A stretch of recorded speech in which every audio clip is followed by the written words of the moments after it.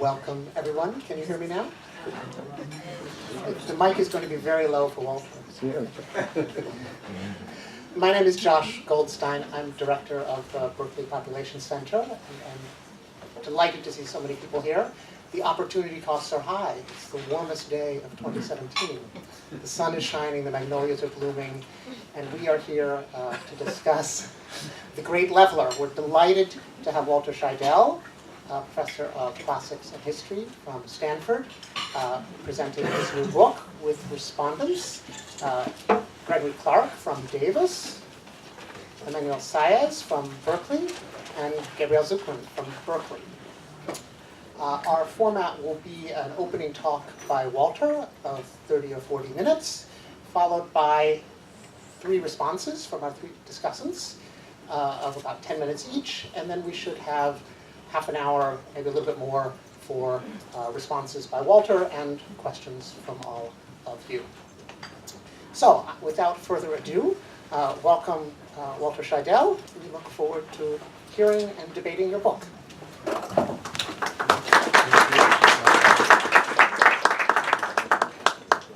Well, thank you very much, and thank you, as Josh said, for coming out on this lovely day, although there will be more lovely days to come.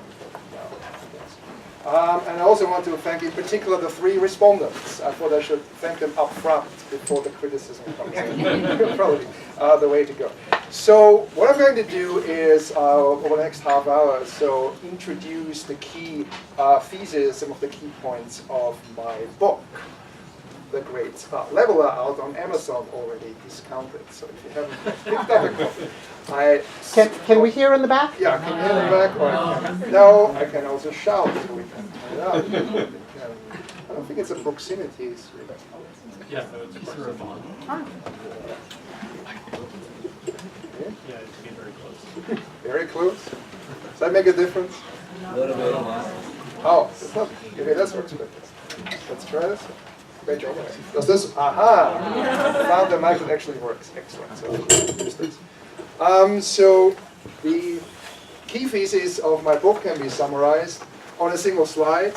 The idea is, if you look at all of world history in the very long run, not just hundreds but thousands of years, in as much as that is possible, which is of course only the case for some parts of the globe, whenever we observe a really large reduction in inequality in the distribution of income and wealth, it is linked directly, indirectly, in some meaningful way to some really bad event, some catastrophic dislocation of the established order. And those violent shocks come in 4 flavors that are listed here: mass mobilization warfare, transformative revolution, state collapse, and really severe epidemics. And I'm going to take you through those 4 factors, then give an outline of how they act on different periods of world history, and then briefly look at alternative, less disastrous leveling mechanisms. Now in this case, because I only have half an hour, I have to take the existence of material inequality pretty much as a given. It hasn't always been with us. If you go back to the last ice age, everybody was a hunter-gatherer. People, as you can tell, they didn't own very much. There were no institutions in place to pass on resources.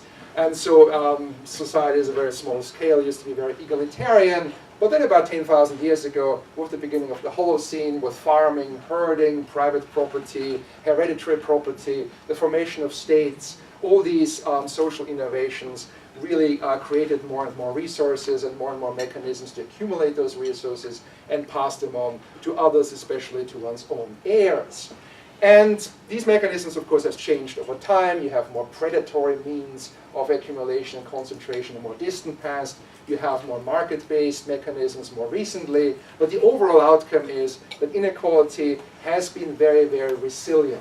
And most of human history is really characterized by high or even rising levels of inequality. That's why these violent leveling forces are so important. So this is my illustration of this transformative process where inequality appears for the first time about 10,000 years ago. Now, I said there are 4 different types of violent shocks. I can only very briefly illustrate what they do. Mass mobilization warfare, the first one I mentioned, is really a phenomenon very much of the first half of the 20th century. So for the first time in history, you have nation states that can mobilize the population, not just young men for the war effort, but also the civilian workforce for war production. And you have industrial economies with high levels of output. All these social and physical infrastructure is in place for war, the war effort to really very deeply penetrate society and have transformative effects. And you can see the effects here, just an illustration for 4 countries. This chart measures the share of all private income that accrues to the famous 1%, the highest earning 1% in a given country. You can see back in the 1930s, this share is very high, not just in the US, but also in France, Canada, Japan, many other countries I couldn't put on the same slide, roughly the same level that we have in the US today. And then you see a massive compression right during World War II, where the share of the highest earners drops very dramatically, and then stays low all the way into the 1970s, before, of course, it starts rising again to varying degrees in some countries.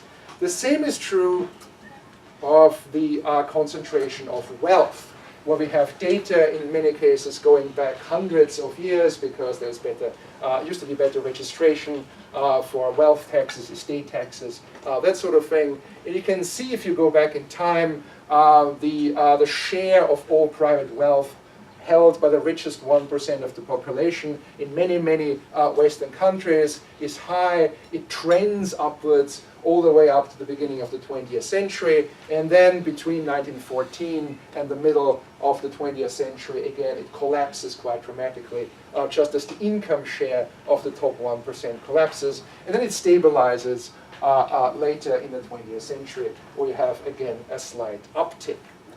Now, why does all this happen? Because of a number of factors that all interact to varying degrees. It depends on which country you are in. Not all of these factors necessarily apply simultaneously. But what we see, of course, is a great loss in the value of capital, having to do with any number of things: physical destruction, government intervention, disruption to globalized movement of goods and capital, state intervention in the fiscal sector, marginal tax rates rise to extremely high levels to pay for the war effort. Resources are redistributed to the workforce and the military. Skill premiums, the returns you get on having a college or even a high school education, fall dramatically in exactly this period. In some countries, not in the US, but in many other countries, Europe, Japan, you have massive inflation during or especially after these wars. And as I said, in some cases, physical destruction that wipes out factories, housing stock that is primarily owned by the rich. Then there are second-order knock-on effects that are meaningfully linked to these wartime dislocations. There are spurts in the extension of voting rights during and after World War I and World War II. Trade union membership really rises dramatically on these occasions. There's an increase, in as much as we can measure this, in social solidarity. And the welfare state is to a significant extent really predicated on the fiscal expansion of the war years and the organizational capabilities that states acquire in this period. Now again, I can only illustrate this very briefly. This is a summary of top tax rates on income and estates averaged over 20 countries. If you look at the 19th century, you pay almost nothing, even if you're very rich. World War I comes along, top income tax rates, estate tax rates go up quite dramatically. They decline somewhat in the interwar period. And then in the 1940s, because of World War II, they really go through the roof. They average more than 60%. In the US, it's more than 90%, of course, in this period. And they have been sliding down gradually ever since.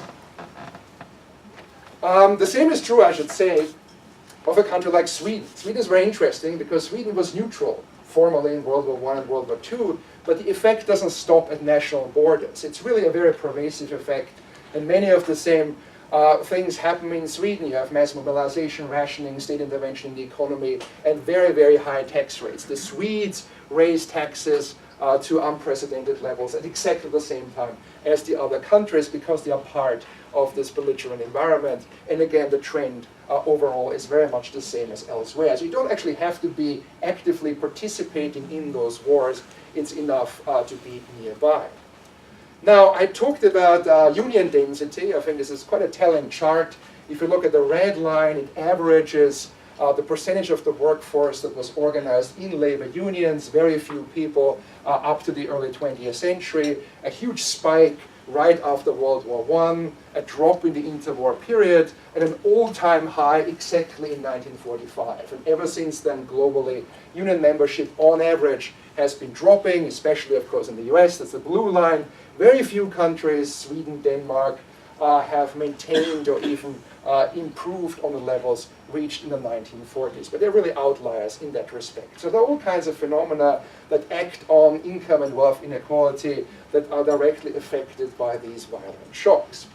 Now, what about earlier? War has always been with us. There have been lots of wars in history. What about earlier instances of leveling associated with this form of warfare? Well, you might think of the US Civil War, where you had very large armies in the Union, in the Confederacy. Well, it doesn't really have a systematic effect on the overall distribution of income and wealth in the country. In the Union, some people get disproportionately rich because they are profiteers, they benefit from supplying the military. Tax rates are very low, so these gains are not siphoned off by the government. In the South, the planter class is ruined because of the abolition of slavery and the massive dislocations and destructions visited on those states. So you have less inequality in the South, more inequality in the North, and overall, it's pretty much a wash. If you go back in time, Napoleonic Wars, where for the first time you have really very large mass infantry armies in European history, not all that much seems to be happening. And in as much as there is equalization, it's probably mostly caused by the French Revolution. You have to go really, really far back in time to the ancient world to find systems that really mobilize a very large percentage of the population for mass infantry warfare for prolonged periods of time. The famous warring states in China in the 5th, 4th, 3rd centuries BC, where unfortunately the evidence isn't quite good enough to tell us to what extent compression of inequality occurred. Nothing like this happens in the Roman Republic. It's a little bit like the Union during the Civil War because you have a very firmly entrenched oligarchy. The one example that might work is the ancient Greek city-state culture. Places like Athens and Sparta that are famously warlike. They have a strong egalitarian ethos, democratic institutions in some case, progressive taxation as far as we can tell, and all these things come together in containing inequality. Not at the same level, of course, as in the 20th century, but it's an early precursor of these mechanisms we observe in later history. Now, of course, 99% plus of all wars in history are not mass mobilization wars. They're usually fought by specialists in violence, by mercenaries or professional warriors, or those kinds of people. And what happens is there is no systematic effect on inequality. And in as much as inequality is being affected, the ruling class of the victorious parties in these wars are likely to gain, which would increase inequality in the victorious society, and the ruling class on the losing side would lose assets, like in the South, let's say in the 1860s, and inequality might go down, but there is no systematic effect as far as we can tell. What about civil war? Civil war, luckily, has been very rare in modern societies. The most recent example is, in some ways, the Spanish Civil War in the 1930s. But we do indeed observe leveling both during and after the actual hostilities.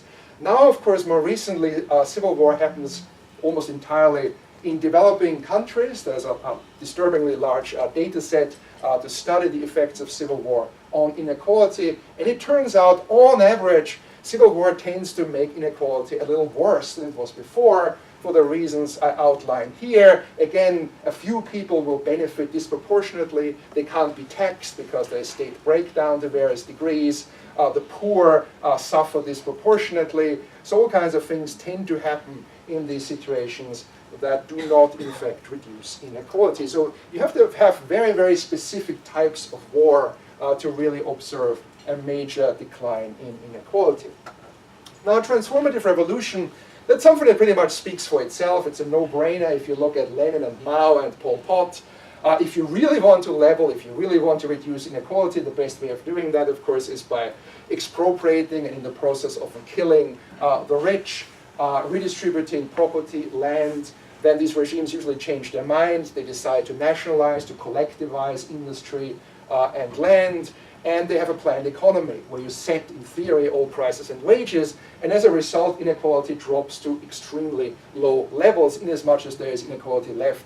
Really, the state determines the actual level. And as a result, what we see in the Soviet Union, in Mao's China, in all the various satellite regimes, in Cuba early on, are extremely low levels of inequality, and also, of course, a great deal of bloodshed. Now, the real question is this purely a 20th century phenomenon? If you look at earlier periods of history, did similar things happen before? One candidate, of course, is the French Revolution, famous for decapitating French aristocrats and expropriating the church, and all these things go on. But the French Revolution is far less radical than the communist revolutions of the 20th century. It's a bourgeois movement, so some attenuation of inequality occurs, some redistribution, some losses for elites, but nothing like on the level you see in the first half of the 20th century. If you go that's an attempt to actually quantify this, where you look at income shares in France before and after the revolutionary and Napoleonic period, and before the richest 10%, well, they're a little richer before the revolution, this period and afterwards. The poorest 40%, they're a little less poor than before, so there is some measurable effect, but it's really not all that large. And that's not surprising, because it's not a truly transformative revolution. Now, of course, there used to be a lot of unrest in historical societies. Sometimes it results in significant leveling, but usually in fairly violent revolutionary contexts. If you think of the Mexican Revolution that starts in the 1910s and leads to increasing amounts of land redistribution, violent civil war in Bolivia in the 1950s, there are some examples where these kinds of revolts do, in fact, reduce inequality, but by and large, for the most part, rural revolts, urban revolts, are usually successfully contained by the ruling classes. They're just better armed and better organized. So you need genuinely transformative, very violent processes to really greatly reduce inequality in the context of revolts or revolutions. Now, that means that the first two leveling forces are really primarily active in the 20th century. The other two, state collapse and epidemics, are mostly a phenomenon of the pre-modern world of agrarian societies. Logic is very simple. If you look at thousands of years of history, state formation, especially the building of large tributary empires, they are really engines of disequalization. The larger they become, the longer they last, the more the ruling class is going to disproportionately enrich itself. That's something we can show. Since I'm a Roman historian, I figured I'd show you one example from Roman history. Details don't really matter. What matters is we have a fair amount of information about how much money the richest Romans owned, the largest, Forbes, whatever, 400 in Rome. And we also have a sense of how much the Roman state grew. And we see the Roman state grows by about a factor of 10 over time, and the fortunes of the richest grow by an entire order of magnitude more. So the function, the fact that the rich get really, really rich is not just a function of the overall growth of the system. It means the system, as it expands, as it lasts a long time, becomes more and more unequal over time, because elites can appropriate a growing share of total income. Now, logically, this means that if the opposite happens, the inverse, if states collapse, this should have a compressive effect on inequality, and that's exactly what we observe. In pre-modern history, states collapse, not all the time, but quite frequently. Late Bronze Age Greece around 1200 BC, the Roman Empire very famously. If you think of the classic lowland Maya down in Mexico and Belize about 1,000 years ago, various Chinese dynasties, there's a lot of evidence for these quite dramatic collapsing, the dismantling of these predatory state structures. And whenever that happens, well, the elites have the most to lose. If you're subsistence peasants, and you lose more than a certain percentage of your income, you're probably going to starve to death, and you're no longer part of the equation. If you're very rich, you can lose 99% of your property, still be alive, still be part of that society. And so for pure statistical reasons, state collapse really greatly compresses inequality in a very nasty way, because everybody is worse off. It's simply the rich have more to lose. I'm going to skip this. The fourth factor, which again is a phenomenon really just of agrarian societies where Malthusian mechanisms are still very active, are very severe pandemics. And of course what they do is they come in, they kill a very sizable share of the population of entire countries or continents, in some cases like the Black Death, a third, half of the population of England, Italy, large parts of Europe, but without destroying the physical infrastructure. So you have the same amount of capital, physical capital stock as before, but fewer workers. And so, of course, you have a rejigging of the relationship of the price of land and other forms of capital and labor. Labor becomes scarce and therefore more valuable. Land and other forms of fixed capital become cheaper. And so workers are better off, both in absolute and in relative terms, and the rich are less well off. Now, this happens a number of times in world history. Luckily for the people involved, not very often, but it does in fact happen a few times, most famously in the late Middle Ages, when bubonic plague appears for the second time in Europe in the 14th century. Then when Europeans come to the New World and they introduce smallpox and measles and influenza, diseases that cut down the indigenous population in huge numbers. And then you have the first appearance of the bubonic plague in Europe in the 6th century AD that has similar effects. Now here we have a fair amount, why does this never work, of supporting data. We used to rely mostly on data for real wages that measure the living standards, if you will, of workers, skilled workers, unskilled workers in the cities, in the countryside. You can see in many, many cities in Europe, in the Levant, when the Black Death arrives, real wages rise by something like 100, 150% within just a couple of generations.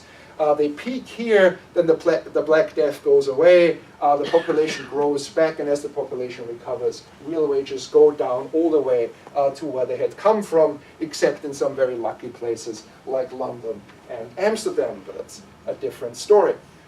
You see the same effect in the British countryside, where the real wages of rural workers, harvesters, go up really quite dramatically, and then when the plague abates, they go back down again. Now, for the first time, and this is something that was only really done in the last 5 years or so, research in archives of Italian cities in northwestern Italy, in Tuscany, and increasingly other parts of Italy as well, pioneered by Guido Alfani, has shown that we actually have a fair amount of evidence nobody had ever looked at before for the actual distribution of wealth. Because what these cities used to do is they used to assess the wealth of its urban citizens so they could tax them accordingly. And in many cases, these records survived for 600 or 700 years, and they're still sitting in the local archives for us to analyze them. And what you see is that before the Black Death in the 14th century, the standard metrics, Gini coefficient, top wealth shares are very high. Black Death comes in, the rich lose out, they lose market share, so to speak. Their share of total wealth is greatly reduced. And then when the plague goes away, inequality returns and eventually returns to the previous level, or in fact even higher levels than before if you wait long enough. You see this also in Tuscany, in a number of places. You have this U-shaped pattern where this compression is caused by the Black Death and its various side effects. Now again, for the first time just 5 years ago, we finally got a data set for the New World, for the area of Mexico City, where again so many people died in the 16th century, the 17th century because of these new diseases, that eventually the price of labor, real wages in the Mexico City area go up by several 100%, which strikes me as a bit doubtful. So maybe the data are not perfect, but the overall trend is very clear. In the 16th century, the Spanish tried to coerce people to work for low wages, but at some point it just doesn't really work anymore. market forces assert themselves, you have to pay people more at the going rate, and as a result, real incomes go up quite dramatically. And then, of course, once the epidemic subsides and the population recovers, you go back to the previous level. So that's a very basic Malthusian mechanism. One more illustration from late antiquity. We have a very long time series of real wages for workers in Egypt, going back all the way into the late first millennium BC. For many hundreds of years, rural workers in Egypt would make just enough money to survive, just enough to get by. So they lived really at subsistence level. Then the bubonic plague shows up for the first time in the middle of the 6th century, kills lots of people. Real wages go up 150%, stay high for a certain amount of time, the plague goes away, and then they slide back down to where they came from until the Black Death comes in the late Middle Ages, and you can see a repeat performance of this particular phenomenon. So, now of course some of these, I've now, up to this point, I've neatly separated the different violent leveling mechanisms. Of course, in real life, they may coincide. You may get two or more of the same applying more or less simultaneously. This is just one example. The city of Augsburg in the early modern period, one of the largest, richest cities in Germany at the time, where in the aftermath of the disappearance of the Black Death, as inequality recovered in Europe, you see an extraordinary concentration of wealth in the city. You have a Gini coefficient of about 0.9, which means there are a handful of people in Augsburg who own pretty much everything there is to own in the city, all the real estate, most of the capital. And then what happens is the 30 Years' War comes in the 17th century. The city is occupied first by the Swedes, who are Protestant, and they go to all the rich Catholics and take away their money. And the Swedes get kicked out, and the Habsburgs and the Catholics occupy the city, and they go to all the rich Protestants, and they take away all the money. And at the same time, the plague returns and kills large numbers of poor people. So it's a really disturbing situation.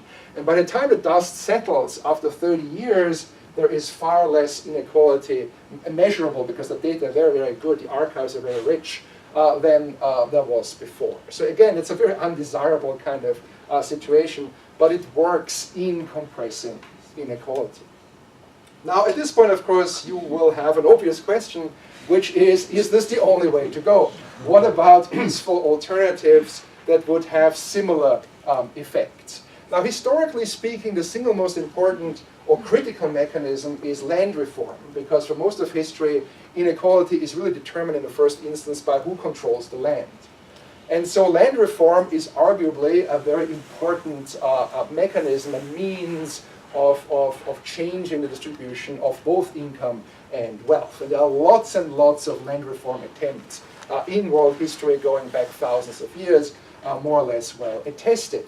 Now what we observe is that for the most part, land reform isn't particularly effective in really changing inequality, especially in more than the short term. And the reason is it's very easy for the rich and powerful to somehow subvert these efforts, to manipulate them, to make sure that the outcomes don't affect them too much, or if anything else fails, a common strategy is to wait till the farmers who received land run up debt, and then you offer them relief and buy up their land, and after 50 or 100 years you're essentially back to where you were before.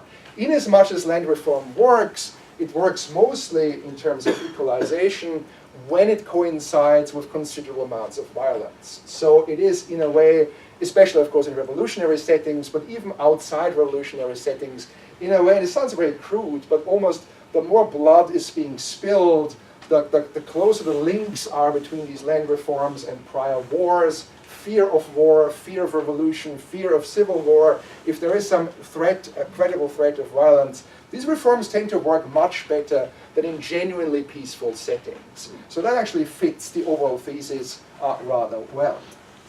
Another economic leveling force might be economic crises. And again, there have been many economic crises.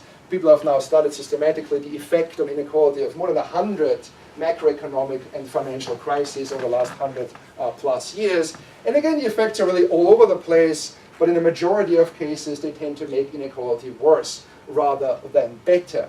If you think back just a few years to the Great Recession, 2008 and following years, the income share of the 1% dropped quite a bit and recovered within about 4 years to previous levels. The Great Depression is a bit of an outlier because it was so severe only in the US, not in other countries, that it really had some short-term effect on the distribution of income and especially on wealth. But in the late 1930s, income inequality was already growing again despite the Depression, the New Deal, all the various regulations had been put in place. Even that wasn't quite enough to make sure inequality stayed down. It was really only World War II that made a critical difference.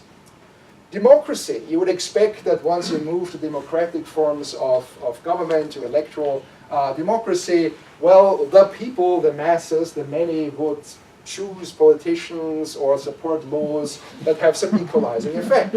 Lo and behold, there is no consistent effect worldwide. There are certainly lots of democracies where this does work. There are many democracies where it hasn't worked. There are many reasons for this. There are many different types of democracy. Democratic systems can be captured by special interests, as we very well know in this country. So sometimes it works, but it doesn't really work consistently. And that's really the finding of the most massive cross-cultural international survey finished quite recently.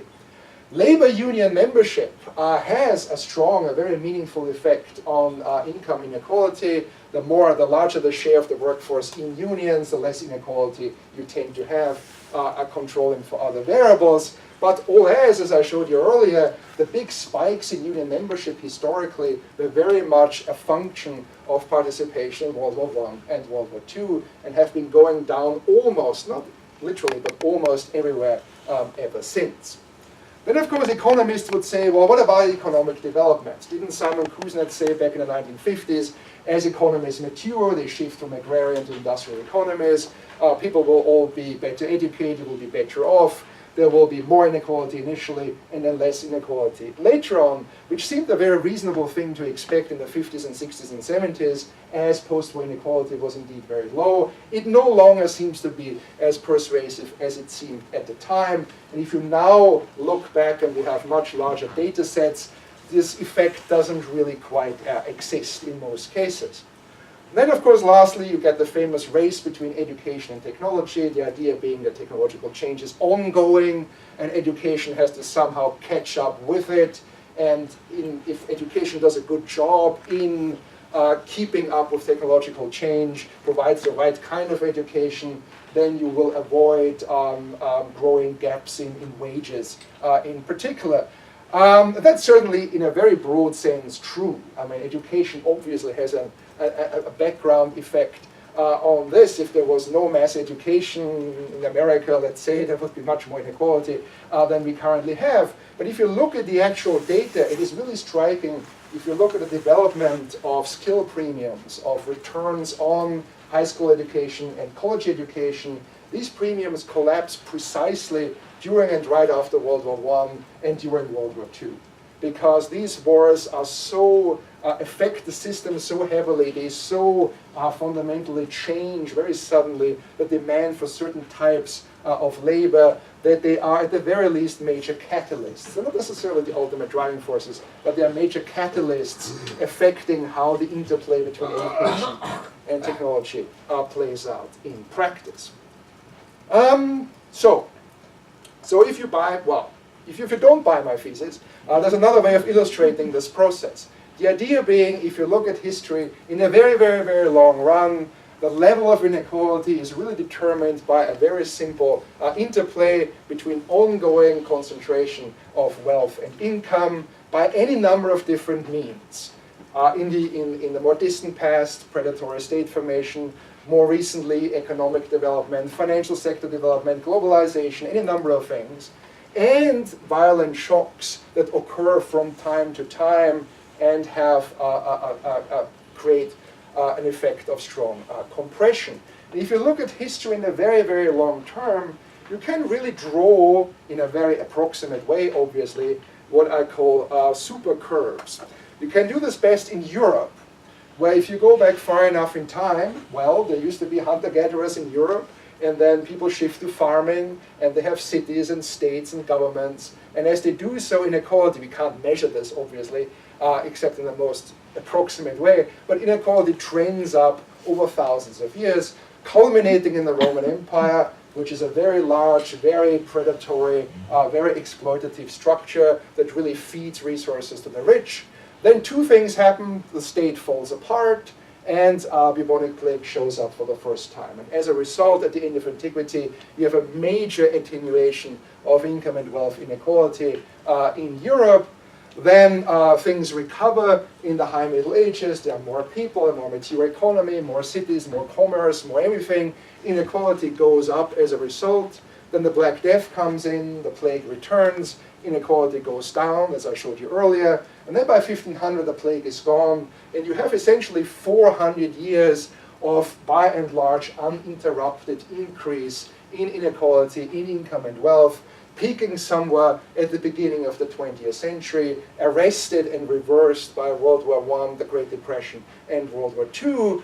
That, of course, lasts with all these knock-on effects into the 1970s or thereabouts. And over the last generation or so, you see in all European countries we have data for an uptick in inequality. Sometimes a very mild one, sometimes it's more considerable, depending, of course, on local institutions. If you look at Latin America, the history is shorter because we don't know as much about the early pre-Columbian societies, but it's clear that when the Aztec and the Inca built their empires in the 15th century, well, they were not egalitarian entities either. Then the Spanish come in the 16th century, they give enormous estates to a small number of conquistadores and their families, so inequality rises even higher. You then probably have the effects of massive population loss that I showed you earlier, that the price of labor goes up, at least temporarily. Under the mature colonial empire in the 18th century, Latin American societies are already super unequal. There is some attenuation. The data are not very good, but in as much as we have evidence, it supports this reconstruction. The wars of independence from Spain in particular, there's a lot of chaos, dislocation. Inequality seems to go down because elites are heavily affected by this. And then from the middle of the 19th century all the way up to about 2000, you have, if you average it out across different Latin American countries, pretty much a steadily increasing inequality of income and wealth. There are some blips for any number of reasons, but it's not till about 15 years ago that you see a more significant reduction in inequality in many Latin American countries. And that's something we might talk about in question time, because it is a feeble but not a trivial exception to the thesis I just presented. Finally, the United States. Again, the history of North America that we know of is pretty short. The English colonies in the 18th century were extremely equal by the standards of Europe at the time. There are no super rich elites yet in this case. The War of Independence reduces inequality even further because loyalist elites are kicked out of the country, they leave. There's a certain amount of dislocation. But from 1800 onwards up to about the 1920s, you have once again a pretty continuous trend of increasing inequality, arrested and reversed only by the Depression and World War II. And of course, famously or infamously, over the last generation or so in the US, inequality has risen to very high levels. Not quite as high in real terms as it was in the 1920s, but certainly trending in that direction. Now, we could probably draw a similar graph for China, for instance, where the major dynasties would coincide with disequalization and the periods of collapse in between, where things got really bad for the ruling class in particular. There would be some compression, but the data are just not that great. So there is a lot of work still to be done, but there's no reason to believe it would be a major exception. Of course, as we know, the famous graphs, and Emmanuel and Gabriel know vastly more about this than I do, but over the last 30, 40 years, you have seen market income inequality certainly go up dramatically in the US, less so in Sweden, but even in Sweden, the blue line, it has gone up quite a bit. And in as much as European welfare states have absorbed these increases, they have done so through more and more aggressive fiscal measures. So the obvious question is, where do we go from here? The good news is that the traditionally effective mechanisms of violent leveling are currently inactive. and they are unlikely to return anytime soon. If there is another big war, it's not going to be a mass mobilization war, it's going to be a high-tech and cyber war, possibly very expensive, but it won't involve all of society in quite the same way, unless it's a really bad cyber war, or it's a thermonuclear war, but it's a different type of warfare. There are currently no Bolsheviks waiting to overthrow capitalist regimes. States in most of the world are much more resilient, much more deeply entrenched in society than it used to be. State collapse occurs in places like Somalia, Sub-Saharan Africa, and the Middle East, but it is a pretty localized phenomenon at this point. There may be new epidemics. We don't know what the effect would be because we no longer live in this kind of Malthusian world. So maybe even if a third of all people in the world died tomorrow, it wouldn't have a strong equalizing effect. And thanks to genetics, we are getting better and better at dealing with these sudden crises. So these traditional forces are no longer with us, which is obviously a very good thing because very few people, I think, would like to experience any of these. Now this, I think, raises a rather interesting question, which is if we go into the area of advocating policy, we can look back at what worked, decades ago and say, look, when people raised taxes a certain way and there were stronger unions and all these wonderful things happened, inequality went down. And if we now did the same thing again, we would enjoy equalizing benefits. The problem with this perspective is it really sort of ignores the very specific context within which those changes were implemented. And this is no longer really a phenomenon or a question of economics. It becomes more like a political science issue. Under what conditions are more radical policies really feasible in a political way? In what kind of environment can they be successfully implemented? And it may well be that in a world in which these factors are absent, that even a realistic threat of these factors is largely absent, as it is, I believe, in developed countries today, well, that's a very different kind of context. And in that context, how hard might it actually be to really implement the kind of sweeping policy changes that are often advocated in the literature? And that's very much an open question. I don't know, but I think that's a question we all need to think about harder, I believe, than we have done in the past. Because history doesn't really determine what's going to happen in the future. But it's not entirely irrelevant either. And it gives us, I think, a pretty good idea of what's easy and what's hard to do. And I think the evidence I've accumulated indicates significant equalization may be much harder to accomplish than we sometimes imagine. And with this, I think I've covered 35 minutes. So I hand over the mic to Greg.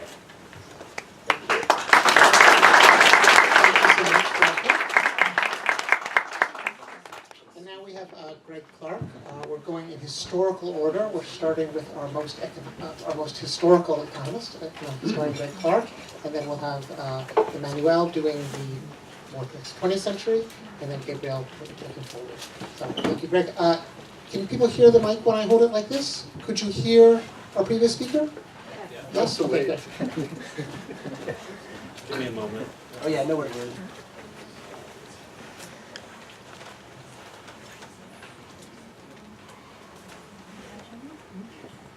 Just it's the third one down. Yeah, I know. I'm trying to start something else. Oh, I see. But if I time out in a minute here.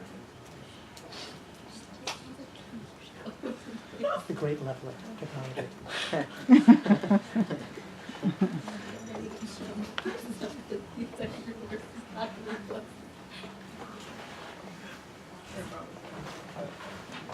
I give up.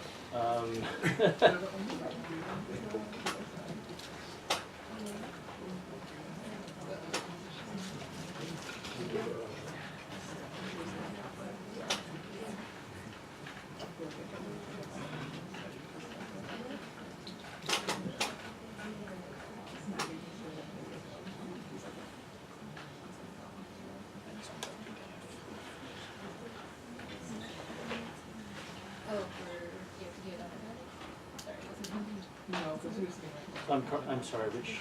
It's that one at the bottom. I love that.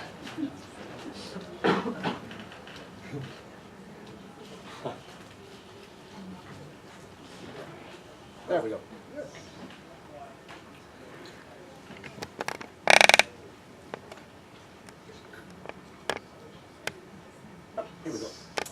Thank you. So I have a short period before you can actually interrogate the speaker yourself. And so I'm actually have a long review of the book in the Wall Street Journal because it was paid by the word. And that's the heading of the review in the Wall Street Journal. And so what I'm actually going to do is not talk about anything that was in that review. And so if you're interested, you can have a look at that. And what that review, in very brief summary, says, this is a kind of a masterful summary of all the work that's been done on the history of inequality, and then an attempt to organize that into a coherent framework. But the kind of slight quibble in the review said, I'm still not convinced by what are the mechanisms that apparently generate always continuing increasing inequality, and again, by what are the mechanisms that things like mass warfare or epidemics actually reduce inequality. And since this is organized by the Demography Center, what I'm actually just going to concentrate for the next 5 minutes on is some demographic forces that you see in the pre-industrial world that should have actually been tending you towards equality most of the time, and also argue that epidemics should actually generate inequality within this world, again on demographic grounds. And so as I say, the puzzle then is why this tendency to always head towards more inequality. And here's the force in the country I know a lot about, England, and that is that in the pre-industrial world, before about 1800, the rich always had much greater net fertility than the poor. And that meant that the wealth of the rich was actually subject to division continually amongst this large army of children that they were producing. I'll show you some evidence on this.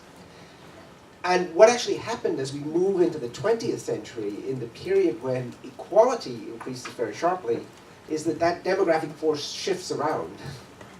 And then the poor have been more children than the rich. And so the interesting thing is there are these underlying demographic forces that in the pre-industrial world would seem to push you towards equality. And then in the period where we started moving towards more inequality, it seems that they're actually pushing in the opposite direction. And then they also link to what would happen in epidemics. And so, and the important thing is that Piketty, in his data for France, emphasizes that 90% of wealth in 19th century France is achieved by inheritance, of wealth at death. I think that figure's too high. The English data suggests maybe more like 50%. But it's still the case that in early 19th century England, where family size seems to be essentially random, there's no correlation between either siblings or between parent and child in family size. And if it was under any kind of control, there would be some kind of correlation. In that world where family size seems to be random, there's a strong negative effect of sibship size on wealth. And so it does say that the bigger your family size, the smaller the net wealth of children. And I'll show you that there are big differences in the net family sizes here. And so the interesting thing is that this is a world where there should be actually a lot of push towards equality. And so we have a database that has a linked set of people from 1750 to the present time in England, where we know all of the genealogical connections. And in that data set, then, we can calculate for people born in each generation and living to at least age 21, and this is for men, and we follow people with rare names, so that's why we concentrate on men. We can tell how many children they had that survived to age 21 also. And what you see is that in the 18th century, they have extraordinarily large sets of surviving families in this database. And they suffer this demographic collapse as we move into the 20th century. But in this 18th century world and early 19th century world, that actually should be a big force pushing you towards equalization. And it's interesting then that, as I say, the claim is from this pre-industrial world is that it's always becoming more unequal. And once you get to the 20th century, what you see is there's a period where the rich have lower fertility than the poor, and that should be actually driving up inequality. And there must be some graduate students here. I think this would be something that would be very nice to model, because there are also random shocks that come to families, and there are people who die childless, and all of their wealth has to revert to someone, and there's randomness about the size of families. And so it would be interesting to see what happens to the evolution of wealth if you assume a certain proportion of it is inherited as you go through generations. And so we get this effect. We can also look at people by the year of death. And again, as I say, you get this same phenomena where the net fertility of the poor in England is roughly about 2, all the way through until now, if you look at surviving children. But the net fertility of the rich starts at a much higher level, and we don't have the poor from before 1830, since we only have the wealth of the rich at death. So that's the first consideration. And as I say, you can take this data back and look at surviving children by wealth all the way back to 1500 in England, and this is by wealth terciles of people leaving wills. You'll see this very strong effect. You can take it back to the Middle Ages, and so these are the estimated number of surviving sons for royal tenants who are wealthy, and for the general population. And so what you see is that the wealthy here are always leaving more children, and in England, assets are divided between children. And so as I say, the interesting thing is that in these terms, it should be the pre-industrial world, which has a strong tendency towards equalization, and then the modern world, which goes the other way. Now the last thing is, on this diagram as well, if you look at, this is the period of the Black Death. So what happens in the Black Death period is that the number of surviving children per person declines quite sharply. That should push you towards greater inequality of wealth, right? Because now you've got less division, and also there's a huge randomness to the Black Death. And so it's just putting in this extra incredible random element in terms of your uncle dies, you inherit, your aunt dies, you inherit. These flows of wealth are then being shocked within the society. And so the finding that the plagues associated with equality actually is very hard to reconcile with the mechanisms of inheritance that we would expect in the society. And really it should be periods of greater inequality. The plague will drive up wages relative potentially to capital income. And that'll be an equalizing force at the bottom end of the income distribution. But at the top, when we look at these wealth distributions, the plague actually, if anything, logically, would actually be associated with greater inequality rather than with reduced inequality. And so as I say, there's the data, and then there's theory. And you can see that these two things don't seem to fit that well. And all I can say is that there are lots of interesting explorations that we still need to do about what are the forces of equalization and disequalization in this world. Thank you very much. Thank you. So it's a pleasure to be here to comment on Walter's book. That is indeed a fascinating compilation of all the evidence we have on inequality over the full history of mankind, and trying to give some explanation. So I'm going to take the perspective of the 20th century, which is the period I know the best, and to see what we learn from there and how it fits with Walter's theory. So from the perspective of the 20th century, you get, when you look at the data, a very strong evidence that the government has become the fifth leveler. And so what is really the government is really the decision by a society, to pool some of our resources, okay? And so there has been a dramatic increase in the role and size of government in the economy. And so the way we economists measure this is in a very simple way. What is total tax revenue collected as a fraction of national income? That is everything that is produced in the economy. And so here you have numbers for 4 countries: Sweden, France, the United Kingdom, and the United States. And so what is striking in this graph is that a century ago or before, the size of government relative to the economy is actually very small. Governments collect slightly less than 10% of total resources in taxes. And I think, and what you can see then is that the size of government is going to increase dramatically, and Walter is right that those increases coincide, with the war mobilization that require, to mobilize resources. But what is striking is that even after the war mobilizations, the size of government increases and then stabilizes, you know, in the 1960s or 70s or 1980s at pretty high level. That is, even in the United States, which is the country with the smallest government, the government collects about 1/3 of total resources, which means effectively that we as Americans have decided, you know, to pool 1/3, you know, of our market economic incomes, because roughly speaking, taxes, you know, are proportional to income, and then the government redistributes that, you know, through spending and programs that are more proportional to capita, you know, to each person rather than to income. And so the levels that countries choose are actually quite different. As you can see, you know, Sweden decides to redistribute, you know, to pool together, you know, more than 50% of economic resources. And so what I also want to insist on, even though, you know, big taxation might start, you know, with a mass mobilization, the way modern government use their economic resources is not for military spending, but it is the development of the welfare state that provides, you know, 4 pillars: education, health, retirement, and income support. So in that sense, it's very important to insist, you know, that big governments mean a lot of redistribution. And as a result, in today's world, it is very important to distinguish between pre-tax inequality, that is how the market allocates resources, versus post-tax inequality, how resources are allocated after you take taxes and after you add back government spending. And so this is a picture that shows you the share of income going to the top 10%. So this is a recent paper that we've done with Berkeley and Gabriel.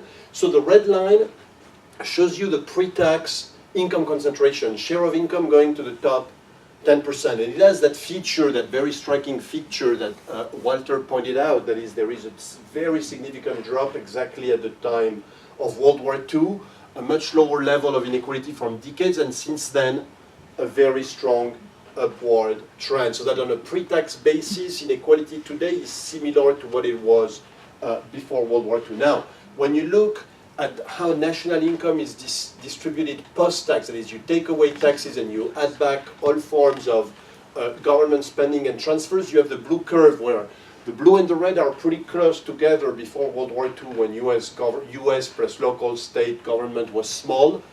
But today there is quite a big gap, so that even today, you know, even though inequality has increased a lot on a post-tax basis, we are still at a level of inequality that is substantially lower than it was.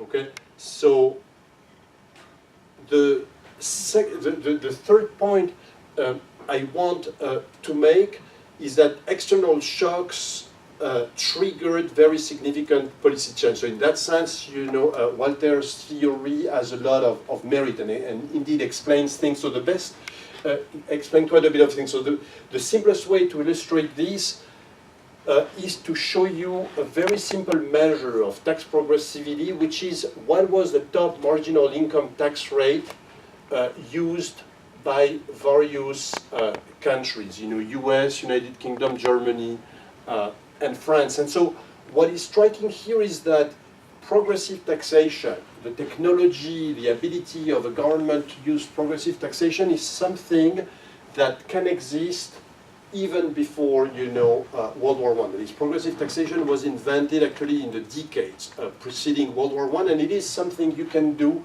once you have an industrial economy where you have big businesses that generate, you know, records of how much they pay, you know, their workers, how much they make in profits. That feature of a modern economy actually allows the government to do substantial taxation, but it was very underused. You know, even though many of those countries were democracies, it was used very little as a tool, and you can see that the use spikes up around World War I in most of those countries, particularly the United States, and it comes down, and then it's going to spike up again during World War II. But what is striking is that after World War II, this very progressive taxation stays with us for decades. And you can see in this picture that the US and the UK were the most enthusiastic countries in terms of using progressive taxation. They had top tax rates, actually very close to 100%.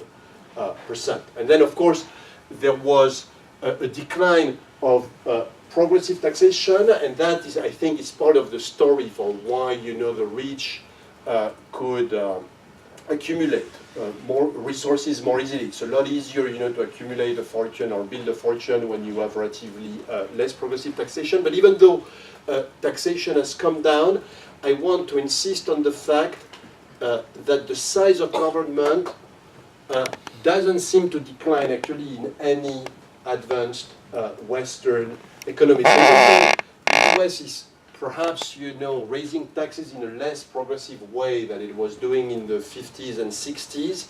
The overall level, size of government has remained very big, and even the Thatcher-Reagan revolutions here really don't make much of a dent in the size of government. So, oops.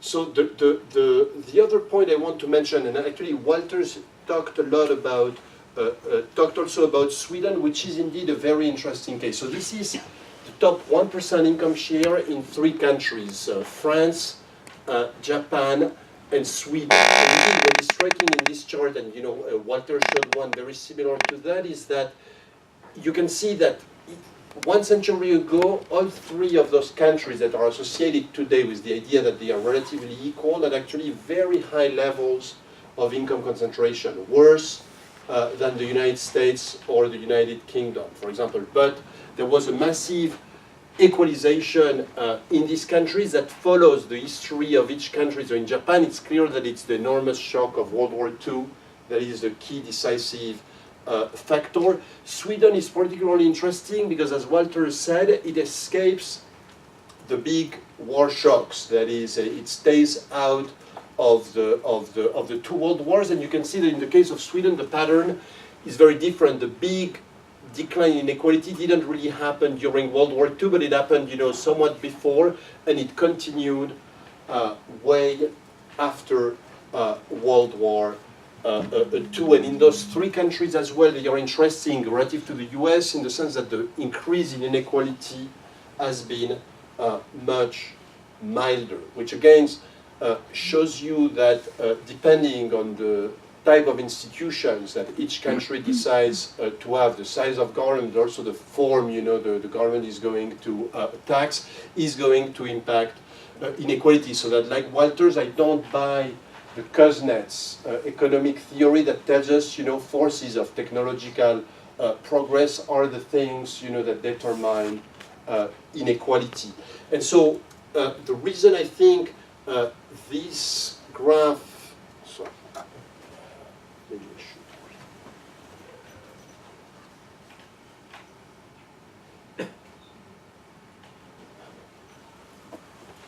should. Is very interesting is that it shows us that some, but not all countries have reversed their policies aiming at curbing income and wealth concentration, and particularly, progressive taxation as we discussed, but also things like financial regulation that appear very important in explaining the way, whether the rich can really accumulate a lot of resources.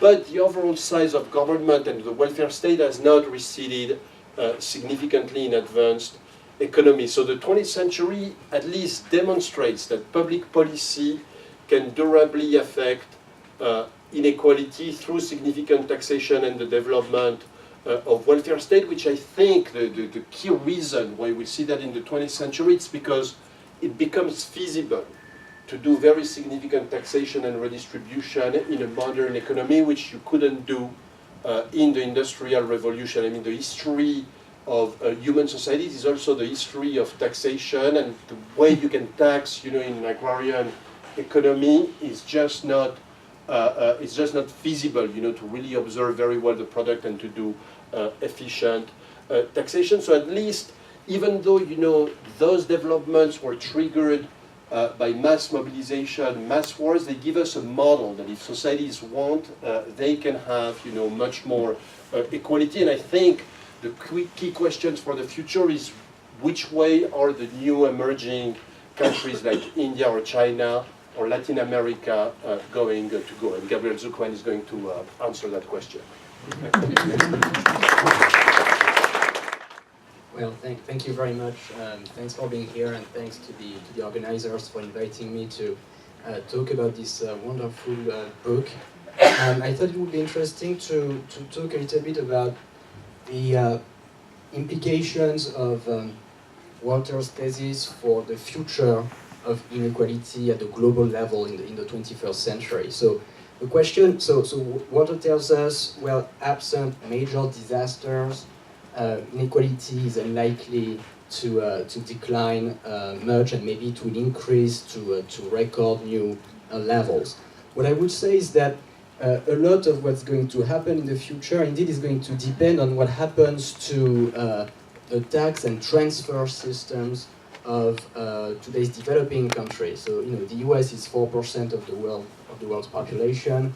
The EU is 5% of the world's population. China and India together are 30% of the world's population. So obviously, what happens in those countries is going to be critical for the future of global inequality.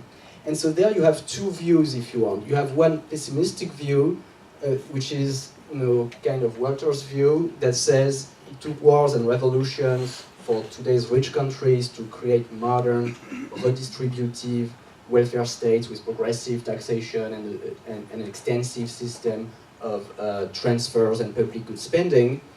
And you have one optimistic view, which is that as countries develop, it becomes easier to actually tax and to generate resources to finance public goods like education and health, and to redistribute resources. Maybe as economies grow, a greater and greater fraction of economic activity takes place in the corporate sector, and it's relatively easy to observe income and output in the corporate sector, and so it's easier to tax. And so, to learn more about what's most likely to happen in the future, I think it's interesting to look at what are the recent trends in terms of tax revenue in developing countries. So in this graph, there are really two things to notice. So that's a graph that plots tax to GDP ratios in 4 groups of countries: low-income economies, lower middle-income economies, upper middle-income economies, and upper-income economies. And there are two main findings.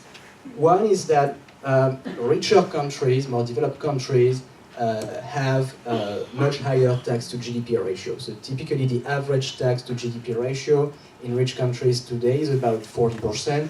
The average tax to GDP ratio in the world's poorest countries is around 15%. So that's one thing. The other thing, which I think is particularly interesting is that since 1995, the tax to GDP ratio in developing countries has tended to actually rise. It has not increased enormously, but it has risen at least very consistently for low-income economies and lower middle-income economies. Not so much for upper middle-income countries on that graph, but I should stress that that's a graph that doesn't weight countries by GDP. So here in the upper middle-income group, you have China, and China counts just like any other upper middle-income country.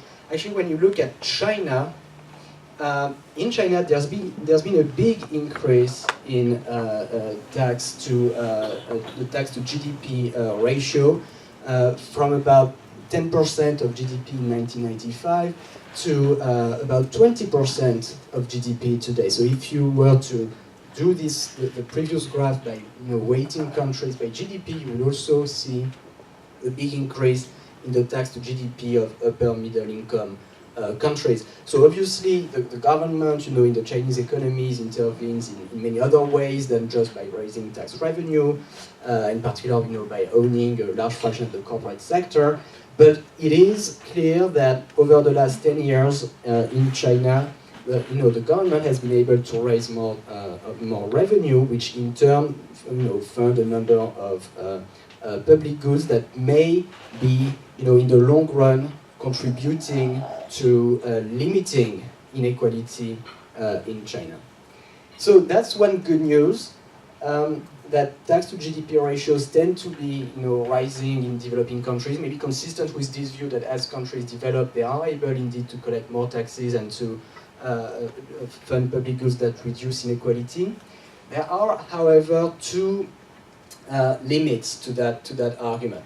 So one important limit is that the increase in the tax to GDP ratio that we've observed over the last 10 years in developing countries is largely the product of an increase in sales taxes and indirect taxes in general, so not progressive taxes on income and wealth, but forms of taxation that tend to be not particularly progressive or even regressive.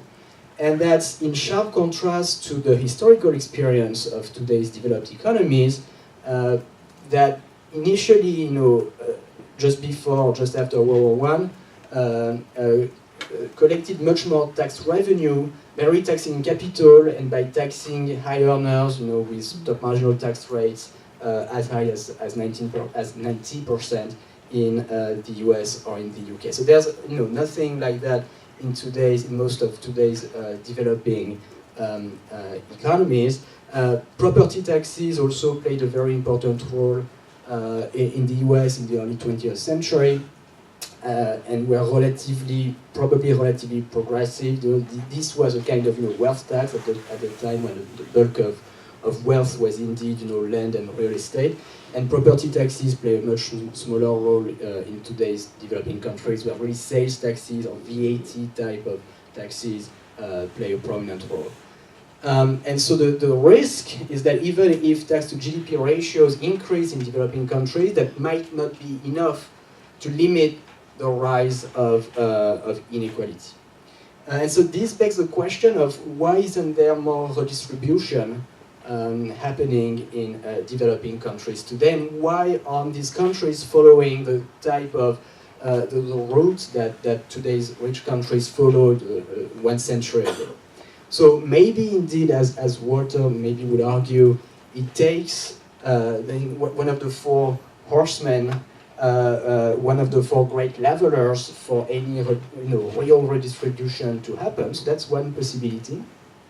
Maybe another, at least part of the explanation is that it's harder for today's developing countries to have progressive taxes because they are now in a globalized world, and a world where the nature of wealth is different as it was a century ago. So a century ago, most of the wealth of the US was domestically owned. It took the form of land and real estate. So in that context, it was maybe not too hard to try to have capital taxation and to try to have progressive taxation. Today, a big fraction of wealth, the wealth of any country, is owned abroad, in foreign assets. Land and real estate is only a relatively small fraction of total wealth. The majority of households' wealth in most countries is equities, bonds, bank deposits, things like that. That might be, harder to tax.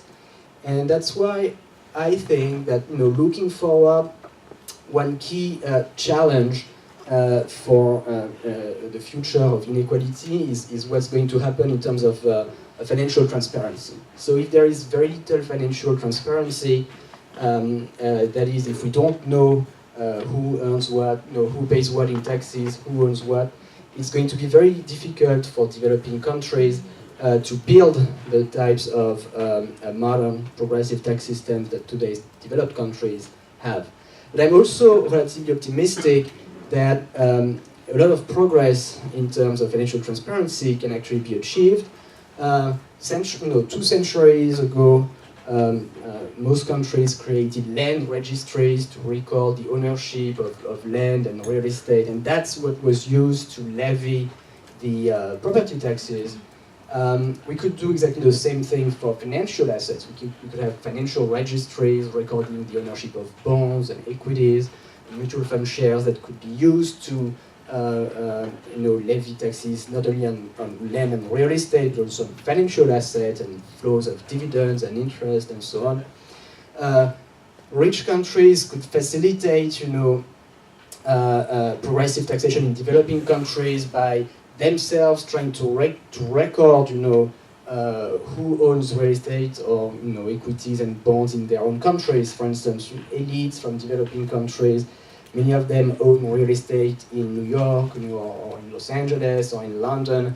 They own bonds and equities issued by the US, by the UK. Right now, we are not making public, rich countries are not making public that information. They do not provide any information to developing countries that would help those countries make their elites accountable. But that could very much change. And I think it's an issue not only for developing countries, it's an important thing not only for the future of taxation in developing countries, but for the future of taxation and inequality in developed countries too. That's my last point. In an economy where the government takes a third of total resources, or even 50% of total resources, as in most European countries, in taxes that it then redistributes, it's really critical to have good information and transparency on who earns what, who has the capacity to pay. If there is a great deal of opacity, then the sustainability of the welfare state, of these big machines that take half of all that's produced in a given year, might be endangered. But on the other hand, if there's more transparency, and that's something that can be done, I think, then indeed the high rates of taxation, relatively high tax to GDP ratios that we see might be sustainable, and we might sustain relatively low levels of inequality in the long run. Thank you very much.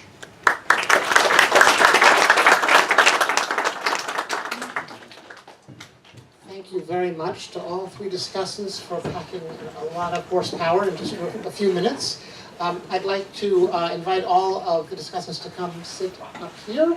We'll start by giving Walter a minute or two to respond to whatever he wants, and then we'll open it up to the audience to ask questions of anyone. Okay, well, thank you very much for these very thoughtful responses. I think they can be distilled down to really 3 key points. Offsetting forces, growth of the state, and the future. And I think the point Greg made is very interesting, but it's actually part of a larger pattern. In his Wall Street Journal review, Greg pointed out that in the early modern period, skill premiums didn't go up. They fell or they remained stable for hundreds and hundreds of years, which means at a time when inequality otherwise went up. So that's really an offsetting force, right? Imagine what would have happened if skill premiums had also risen between 1500 and 1900. Then overall inequality would have gone up even further than it did in real life. Imagine these demographic offsets hadn't occurred during the plagues. Well, maybe the effects would have been even more powerful. Imagine in Emmanuel's case, where you compared net and pre-tax and post-tax and transfer inequality. Imagine the US was even less progressive in a way than it is. Then there would be a smaller gap between net and gross inequality. So over time, and this is not a recent phenomenon, there have been all kinds of attenuating forces that in principle should have checked inequality. And it makes it even more striking that inequality has proven so resilient. That even in the presence of declining skill premiums, democracy, redistribution, all these things, it has always found ways, so to speak, to return. Which means that in the absence of these various checks, it might be even worse than it currently is. As for the growth of the state, I have a chapter in my book about counterfactuals. And I think it's a very, very important question that people don't think enough about. The question is, what would have happened in the 20th century had there not been a World War I or a World War II? It may not be very plausible because of the militarism early on, but assume somehow this is possible. What would have happened? I think it's the one thing we can be sure of is what would not have happened. What would not have happened is the very massive and very sudden compression of inequality we observe in real life, because it really depended on the war. But at the same time, it would be absurd to say, well, nothing would have happened. Right? Inequality would have been maintained at 19th century levels, the state would never have grown, there would never have been expanding welfare. That's really a function of economic development, of industrialization, urbanization. There had to be more education, there had to be more healthcare, there had to be a gradually higher tax rate. The question is, how much higher? would we, in the absence of these powerful catalysts, ever have reached a level that we did reach in the 1950s, or 60s, or 70s? Or would, all other things being equal, the state today be smaller than it is? Would fiscal regimes be less redistributive? Would there be less democracy overall? We don't know. That's an unanswerable question, right? I mean, it would be nice if someone could simulate this somehow in a crude way. But that's a very, very important issue, I think, to think about. And I'm inclined to think, I try to argue this in the book, and of course I'm arguing about stuff that didn't actually happen, but I try to argue in the book that in the absence of these shocks, yes, there would probably have been some attenuation of inequality, growth of the state, any of these things, but arguably not quite on the same scale, even by now, than what happened in real life, because established order is usually quite firmly entrenched. So, in a way, and that's something I think that requires much more attention. About the future, I obviously agree with everything Gabriel said. It's important to realize, though, that globalization, very broadly defined, it's not just about trade, it's about the movement of capital, all these things, is the absence of the four horsemen, right? You can't, in a world where you have mass wars, revolutions, state collapse left and right, you're not going to have the kind of globalization that we have today. It's just not feasible, right? Nobody's going to invest in other countries when you don't know if they're still going to be around 10 years from now. Globalization goes down exactly during World War I and World War II because it becomes difficult to have a globalized economy. So the absence of these forces favors disequalizing development. So there is, I think, a very fundamental relationship there that is worth considering. And to finish this off, in my book, I also identify, and this brings us back a full circle to demography, there are forces out there that haven't yet quite kicked in even, that have a potential for further disequalization, one of which is demographic in nature. If you think of the secular aging of populations in developed countries, not so much in the US, certainly in continental Europe, certainly in Japan, we already know this is going to happen. We know very little about the future, but we know what population structure is going to be like decades down the line because these people are already alive, right? And we know how much more elderly people there are going to be in all these rich economies. And that is going to put pressure on public spending. You can't raise taxation much beyond 50%. It seems of GDP, as the Swedes discovered in the 1980s. This type of spending is arguably less redistributive than more progressive forms of fiscal redistribution and transfers. So this is going to put unprecedented pressure on the welfare state, just trying to keep up with the secular demographic change. Now the obvious answer to this, of course, is immigration, right? That's what the US has been doing for a long time. Europe is just beginning to do on a large scale. Japan so far has resisted, but may not be able to resist indefinitely. That has further disequalizing potential if you bring low-skilled immigrants in large numbers into the country. That can change the distribution of income. It may also have an effect, rather perniciously, on attitudes of the willingness of citizen voters to pay high taxes for redistributive programs that may disproportionately benefit people who come from different ethnic, religious and groups and so on. We are very much at the beginning. It's impossible at this point to tell how strong this effect is going to be, especially in Europe, over the next 50 years, but it certainly has the potential of being disequalizing. And of course you have the famous robots, you have the prospect of ever more sophisticated automation that hollows out labor markets, and the final frontier, which is no longer quite science fiction, is that people themselves may be altered genetically or through biomechatronic enhancements, through implants. And if that ever happens, and well, if the past is anything to go by, once you are able to do this, it will happen one way or another. If it doesn't happen here, it will happen in some other country on the other side of the Pacific, but it's going to happen somewhere. Well, once this is possible, who is going to be able to afford these wonderful things for themselves and their own children? It's going to be the rich. And in the most dystopian scenario, you could end up with a world that is vastly more unequal than anything we can imagine today, where you have people who are physically and cognitively different, better in some ways, in terms of output, than most other people, and it is bound to have a disequalizing effect. So all these pressures are out there, and they're arguably growing over time, in addition to the ones we already have, the globalization and all these various things. And of course, we can devise countermeasures to all these various disequalizing forces, but that's going to be a really tough challenge, especially in a relatively stable and peaceful environment. So that's all I wanted to say. To inject a little more pessimism.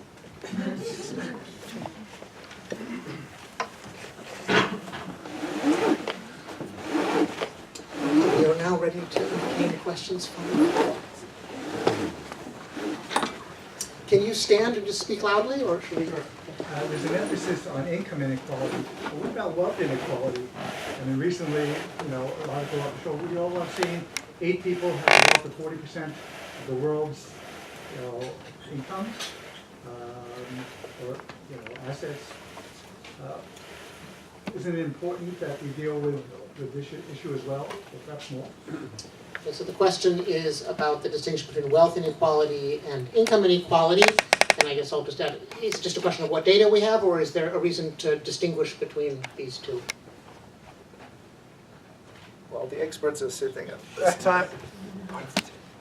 I very much agree that wealth inequality is extremely important, at least as important as income inequality,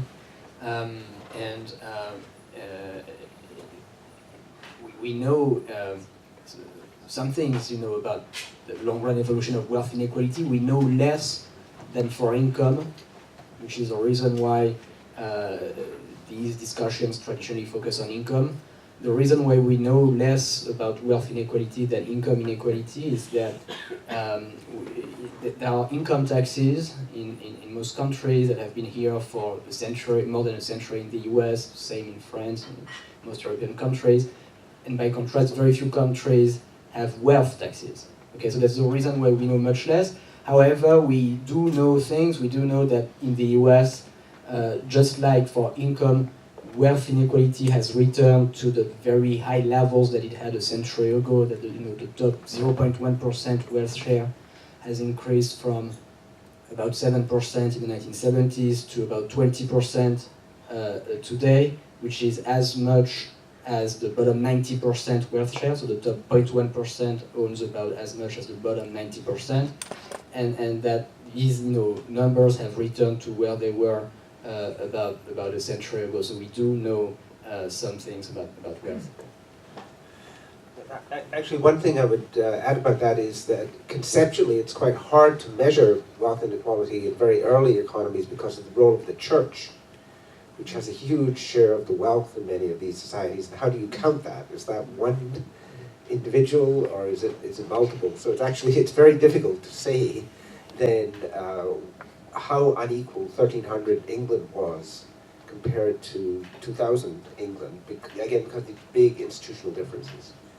That's true. Same is true of Pharaonic Egypt. They're big temples and they own a lot of the land, so it's actually a very perennial problem. And now it's universities, but I shouldn't say that. Yes, let's start in the back. Yes. Yeah.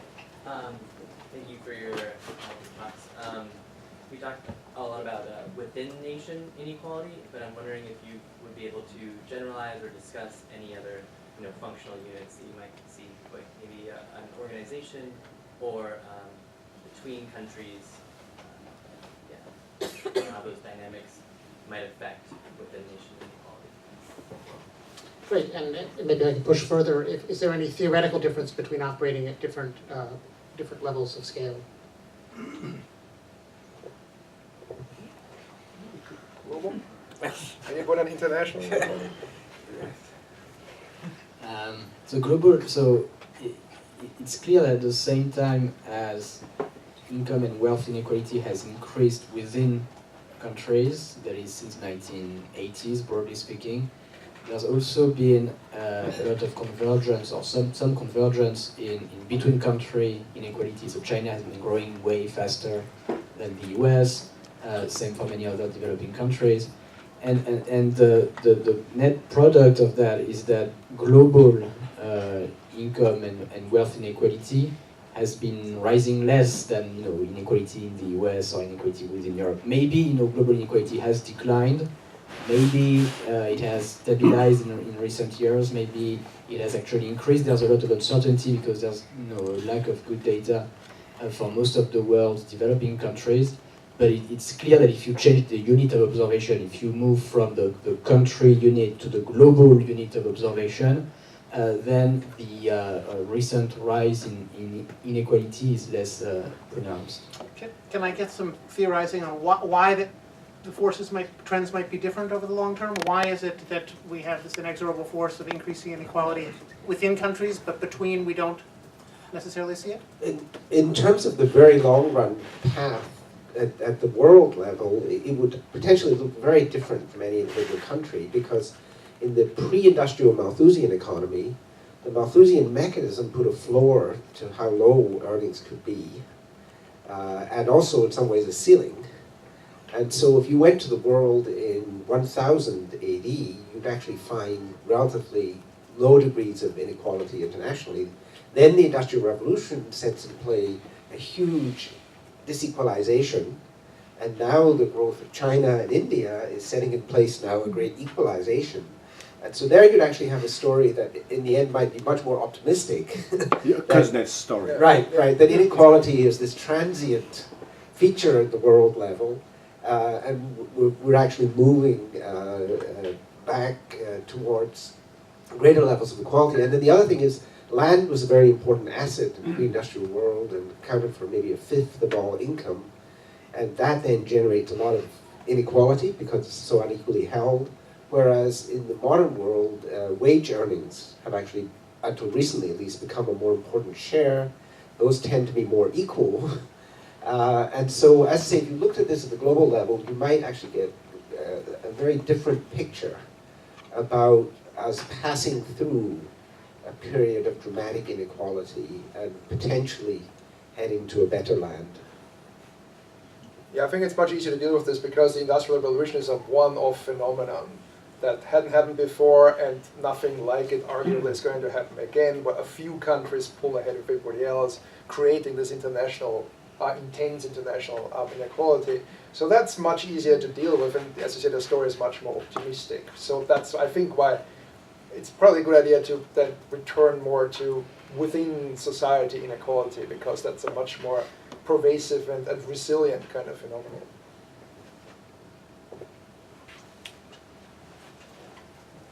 Please, in the orange jacket.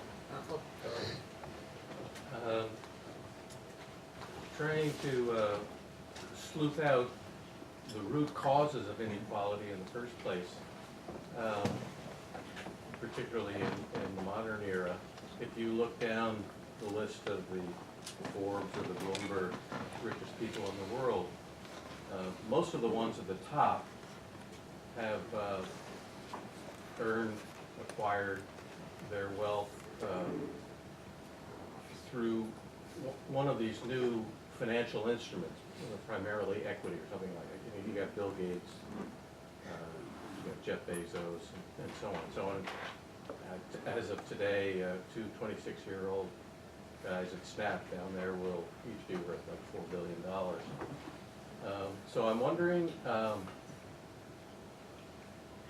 what you think the role of the development, the relatively recent development of financial instruments. Thank you. Most prominently equity, the distribution of stock in companies and so on. I mean, overnight people go from, being nothing to being huge billionaires. I'll start with a very global answer to this, which is, again, if you look at literally thousands of years of world history, whenever you have significant economic development, innovation in production, in the financial sector, in trade, and any number of things, there are always a few people who capture a disproportionate amount of this extra output, exchange, whatever that is being generated. And that we can really track quite consistently over time. So this is just the latest instantiation of a trend that goes back literally hundreds and thousands of years, but more specifically. Well, one thing I would say is that this kind of reinforces Emmanuel's point about institutions turn out to be surprisingly important in how much technological advance results in enormous fortunes. And so in the 19th century, Britain and America both had the introduction of railroad systems. In America, we get the equivalent of billionaires like Stanford. We get enormous fortunes made. In England, no one made any money on railroads because the stock, the return on railroads was 2 or 3% because of the intensely competitive railroad market. And so there are this interesting question then, is it to do with the nature of institutions, the ability to control competition in some societies is very different than in other societies, and that even something like that, it's not just technology, it's also the structure of the institution, the kind of rights that you give to innovators and the protections that you afford innovators. And so there again, in terms of society may still have a lot of choice about how much inequality it wants to generate. We have another question up here? This has been tremendously interesting. Walter's comment about dystopian futures. The one that you didn't mention is climate change. And I'm wondering which way you would go with this, towards the view that here is the new opportunity for the state to research and deal with the collective problems of each state, or is the response mainly going to be a scramble by the rich to protect themselves? Well, I mean, some people in Silicon Valley are buying real estate in New Zealand so they can escape the coming apocalypse, as we all know. This is actually something that comes up frequently because you think future disaster, climate change, right? So can climate change become the 5th level or the 6th level? Getting larger number now. The answer is, there hasn't been, to best of my knowledge, a whole lot of research on this because it hasn't quite happened yet. I don't see how it would have a systematic effect on inequality within societies, especially in the West. It could, however, throw a spanner in the works of international equalization. Because if climate change becomes really bad, it's going to disproportionately affect countries in the tropics, subtropical areas that are not well equipped of dealing with these effects. And that could make them worse off or derail their economic expansion to some extent. And in as much as that happens, and countries in temperate zones, like, well, not quite here, but north of here, let's say, in Canada, benefit from this, it could actually amplify differences between different types of countries, broadly speaking, between developed countries that tend to be in temperate zones and developing countries that are in zones arguably more exposed to future climate change. So you could actually see a reversal in an extreme scenario of the current global equalization between countries because of environmental shocks. But that's as far as I have thought about this. I don't know if you have any views on it. Okay, I think we should maybe take 2 more questions. We have Ron, we have 3 people with hands up, so we'll start with Ron and we'll have 2 more. Yeah, well, extremely interesting, terrific. I'm thinking of, well, the effect of Sweden is quite impressive in what you showed, Walter, and what Emmanuel showed. But much of the tax and redistribution is by age and not by socioeconomic class. And particularly for pensions, that's true. And in most countries, pensions aren't particularly redistributive, and sometimes they go against redistribution. They redistribute from poor to rich in Latin America, often enough. On the other hand, healthcare and education are both very age-targeted, and they are both redistributed. And one can't help wondering then about the role of increased public investment in human capital, and human capital becoming more important than land and other forms of inherited wealth and so on. And I wonder if there's more comment on that.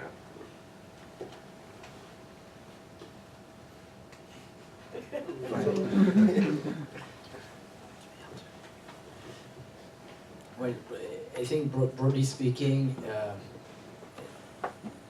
if you want to measure the total redistributivity of the tax and transfer system in rich countries, the first order fact is that taxes all included, state and federal taxes and sales and estate and income, everything, tend to be proportional to income. But transfers, when you take into account all transfers, including public spending on education and health and so on, that tends to be equal per capita. Okay, such that, roughly speaking, it's not exactly true, but roughly speaking, such that the overall tax and transfer system in a country like the US is actually pretty redistributive, right? Because it takes money in proportion to income and redistributes equally per capita. So that's what I have to say on that. Yes. You know, the larger arguments are very convincing. This is just a kind of side question about violence. You know, you told about violence. You know, pre-revolution Cuba was also very violent. You know, and then only when this even happens, we see it as violence. Similarly, I think, you know, the modern economies, you know, when there's jobless growth happening, many people are pushed, you know, kind of to work below wages and, you know, this below minimum wages and all. So there's a systemic violence actually in emerging also in inequality. If you could repeat the question for the audience. Oh, well, there are actually different ways of understanding the question. Do you mean that inequality generates violence in a way? There's some kind of... Yeah, violence is already there, you know, but, you know, the revolution, you see it as an event. Yeah. And then you see that, you know, No. there is violence. No, absolutely. I mean, there's a lot of violence going on, for instance. So for a good example is Latin America, because I haven't talked about Latin America a whole lot. There has been a great deal of low-level violence in Latin America, crime, insurgencies, any number of things, but it wasn't the kind of violence I talk about. There haven't been any really big wars in Latin America, which may seem like a good thing, but it could have been a missed opportunity, if you put it very cynically, right? Because there is no strong catalyst in Latin American history for the kind of state formation we see in the US, in Europe, in Japan, and so on. So arguably, there also haven't been any really big revolutions. And if you look at Cuba, Cuba is quite interesting because the Cuban communists take over without killing very large numbers of people. So it's not as if you can't have these things without massive violence. In a Cuban case, it would have been difficult because I guess the US would have intervened if that had happened, so there are special constraints. But there's just a correlation between certain types of events like communists taking over, killing lots of people. It's not the violence as such in this case that changes, say, the level of inequality, but it is an almost organic complement, because it's very difficult to restructure societies very radically without, exerting a certain amount of violence, even though you could argue very reasonably that most of the violence expended by Lenin, by Stalin, by Mao was in a way surplus to requirements, right? Could have killed a few people, but not millions and millions. So, I mean, there's a logic to this that takes on a life of its own in a way. So much of the violence is unnecessary, for want of a better term, in bringing about the outcomes you observe. It just so happens, because the way people are, this is often like I said, an organic element of these developments. There's a different question which you didn't ask, but you should ask anyway, which is the inverse. Can high levels of inequality lead to those violent shocks I talked about, right? You could have a fully endogenized system of feedback loops, where there's a violent shock, inequality goes down, shock goes away, inequality goes up again, and it gets so bad that some shock occurs because of high levels of violence. French Revolution, any number of things, right? It's easy to think in those terms. And of course you could say high levels of inequality are corrosive, right? They destabilize states and they radicalize people and any number of things. This has not been well researched, amazingly. There is no comparable global historical survey that I know of. In as much as I can tell, there isn't a similarly systematic relationship. There are societies that are highly unequal for a very long time, nothing happens.